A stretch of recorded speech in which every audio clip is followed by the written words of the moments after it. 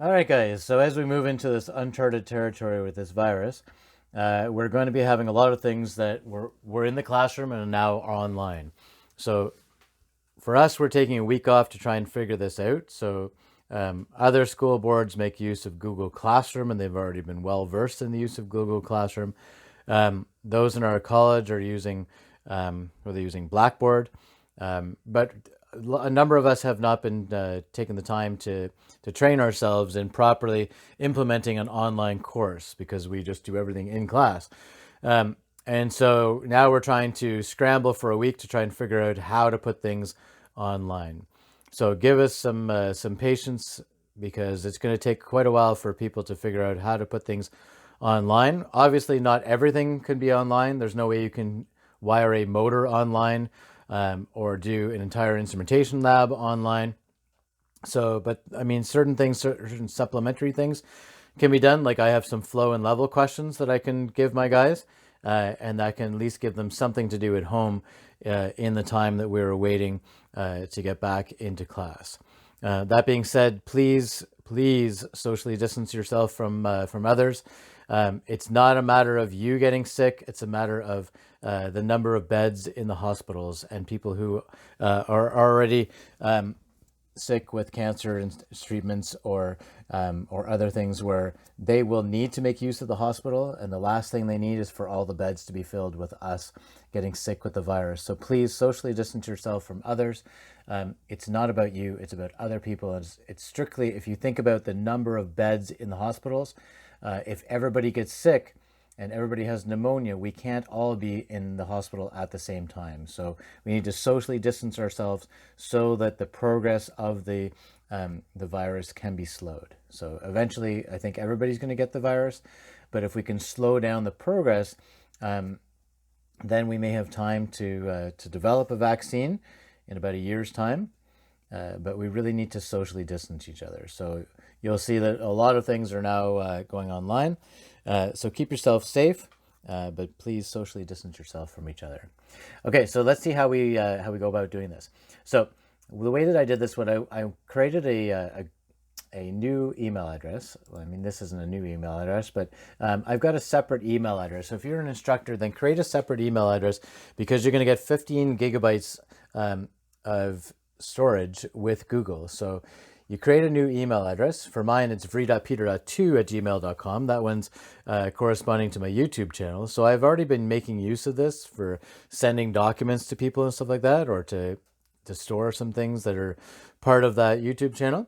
But this way you can separate your personal stuff from your stuff from school. And I find it makes it a lot easier to organize everything. So I've created a new email address and I've gone to my Google Drive that corresponds to that. And I've got one file folder for intermediate instrumentation. So on my drive here, I've got intermediate instrumentation and I'm building some stuff up for that course.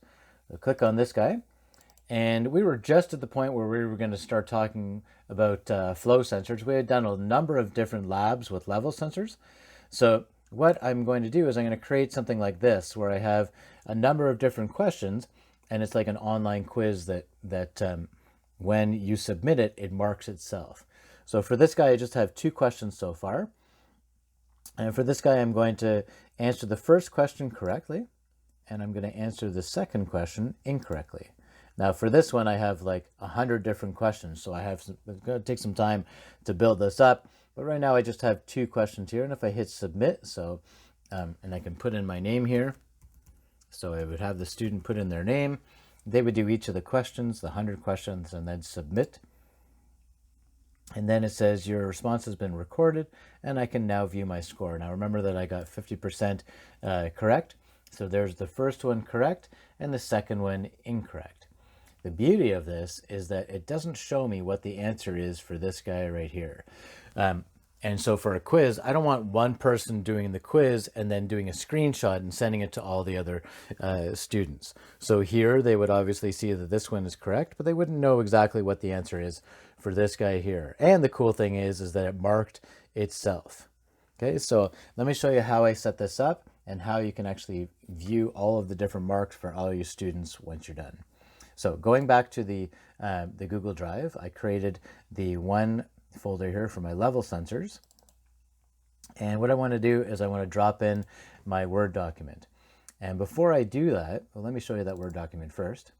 So I have taken a disgusting amount of time to create like 48 different questions here on level sensors. And this took me forever. So to do this all over again, it was making me sick. But I'll show you a quick and easy, well, fairly quick way to drop this onto Google Docs and Google Forms. So before I drop this into that file folder, I have to go here to the cog for my settings in the top right corner. I'm going to go to settings, and then I want to click on this guy. I want to convert my uploaded files to a Google Docs editor format. So I click on that guy and then hit done. So that's the key feature, so that when I bring this document in, my level questions, which is a Word document, it'll drop it in and it will create it as a Google Doc. 59 minutes left is a lie. It's there right now.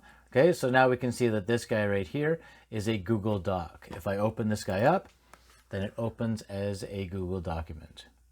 Very cool, eh? So, and look at this, it gives you your questions as well. Like you can jump to your different, I bet you can jump to your different questions. That's pretty cool. So my Word document isn't even set up like that. So this is even better than my Word document was before. Okay, so now we have a Google Doc that we can make use of. So I'm going to open this guy up one more time. And we need to put an add-on to this guy. So we're going to go to add-ons. And we're going to go to, I want to find this one, Doc to Form. So I already have this one, but we go to Get Add-ons. Okay, and then up here and search the apps, you're going to say Doc to Form. And then hit enter. And you're going to choose this guy right here, Doc to Form. So you click on that guy. Mine's already installed, right? So yours will say install. You'll click this one. You'll have to go through some permissions, and then it will allow you to make use of this add-on for your Google documents.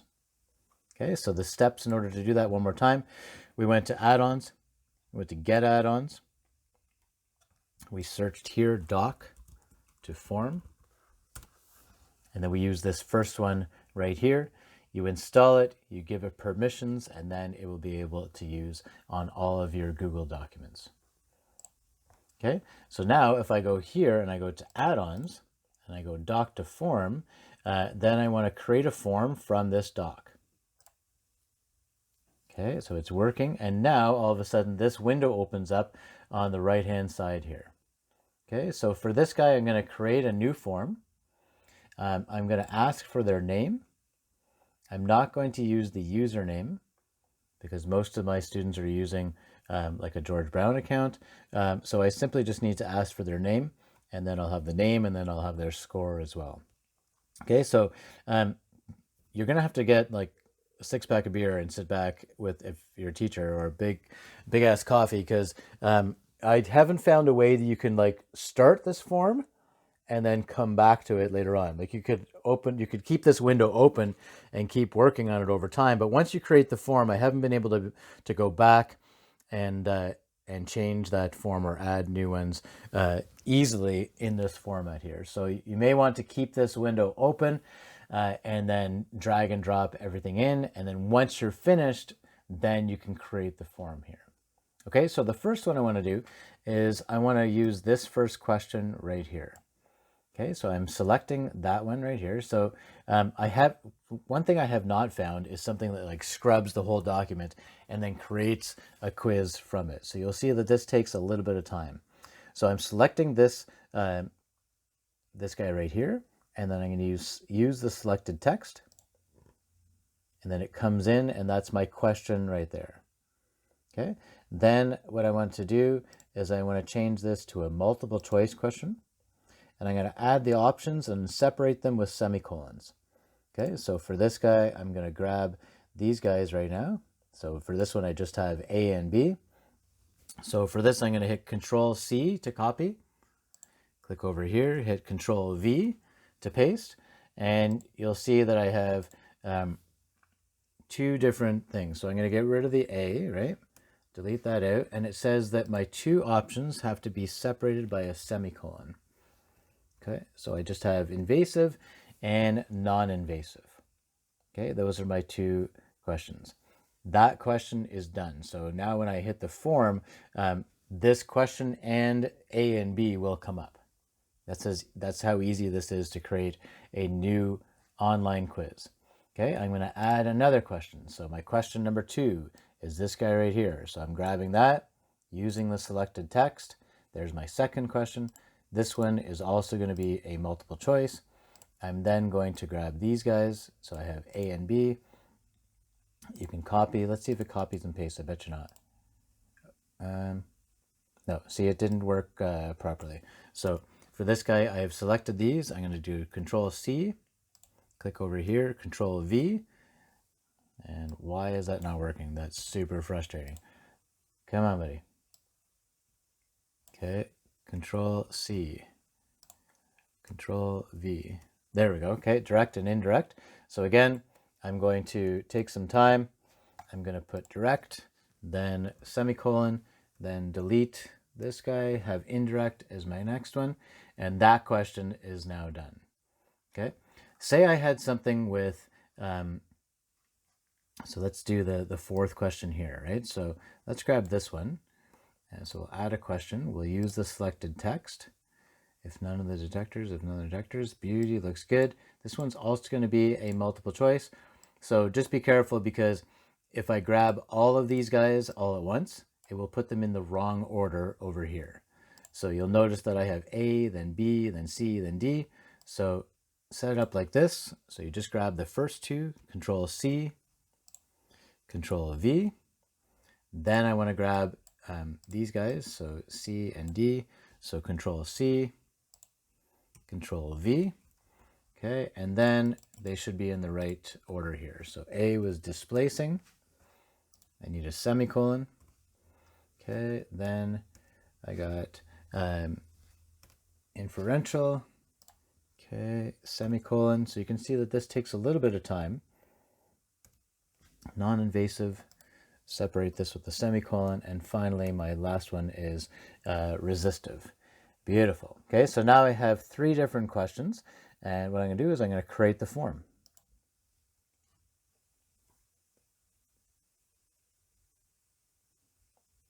Excellent. Okay, so now it's created the form. Now it's located in your Google Drive. Okay, so let's go and find it. So Google Drive, and let's see, let's reload this guy right here. Beautiful. Okay, so there's the form, level review questions. So I don't want that there. I want it in my intermediate instrumentation, and I want it in this file folder right here. Beautiful. Okay, so I'm now going to open this guy up, and if I click on this one, level review questions form, then it opens it up online. Okay, beautiful, looks good. And then what I can do is I can set up some things, because it doesn't have everything there. So I'm going to go to settings, and let's see, I don't want to collect the email addresses. I don't want to limit to one response. Edit after submit, no. Okay, so I don't want any of those guys. Presentation, so this is cool. You can shuffle your question order. So if you're using this for multiple classes, you can shuffle a question order the next time that you create it. Show link to submit another response. No, I just want them to be able to do it once. And then under quizzes, beautiful. I want to make this a quiz, and I want to release the mark immediately after the submission.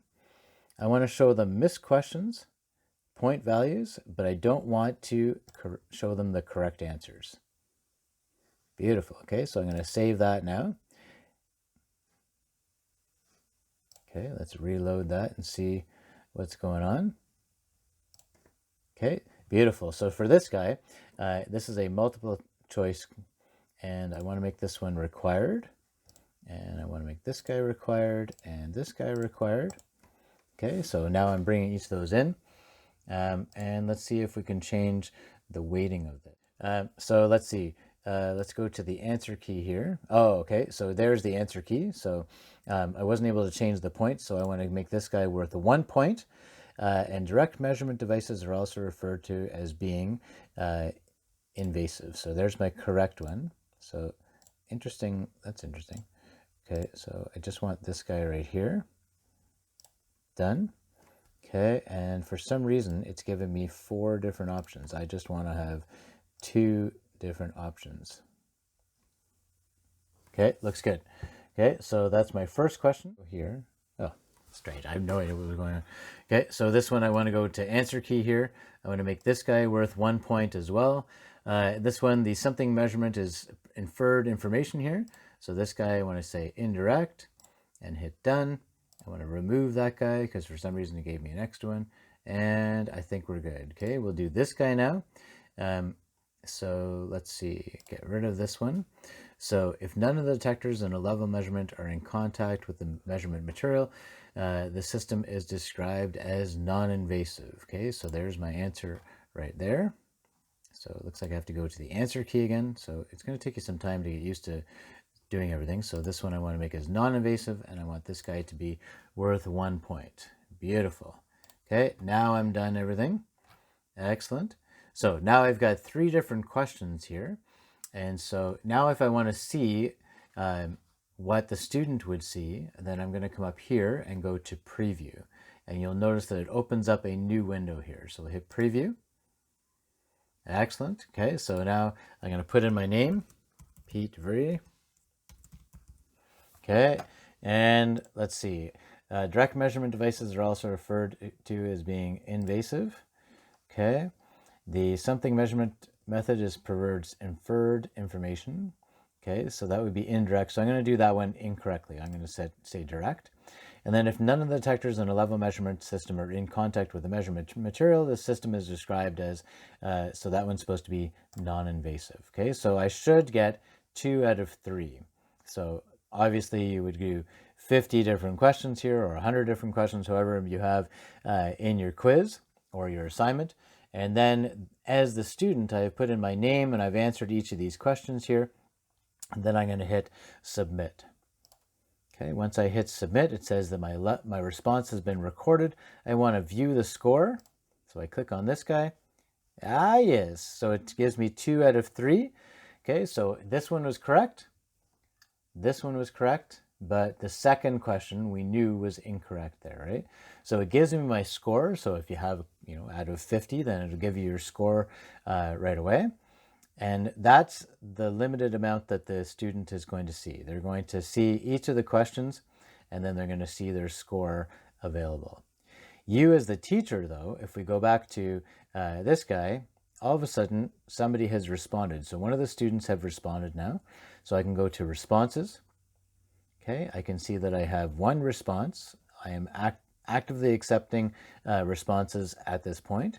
I can see the individual, so I can see who has actually responded so far.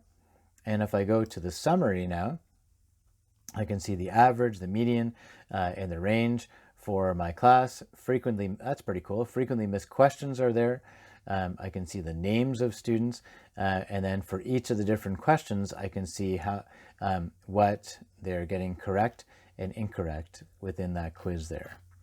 Okay, the next thing I want to do, because that'll take too much time to see all of their answers, is I'd like to populate all of this in an Excel spreadsheet. Look at this. I go over here, create spreadsheet, and once I click on this guy, then I'm going to create a new spreadsheet, level review questions 2019. Okay, it looks good. I'm going to create, linking to the spreadsheet, and well, bam, sweet. Okay, so now I have the student, and I have their score right beside. There's a whole whack of different information there, so they're giving me probably all the questions that they were doing there as well, but it has populated the entire form into an Excel spreadsheet or a Google spreadsheet here. But the beauty of this is that I can have each of my students as they went through, and I have their score for that quiz right beside. So hopefully this will help you to create an online quiz that grades itself. If you have other things that are much better than this, or if I've screwed something up, or you think that there's another thing other than Google Forms to do this properly, then please leave it in the comment section below. I'm really interested in learning how to to seamlessly and quickly create online quizzes. All right, guys, thanks very much for your patience. We'll see you on the next video. Stay safe.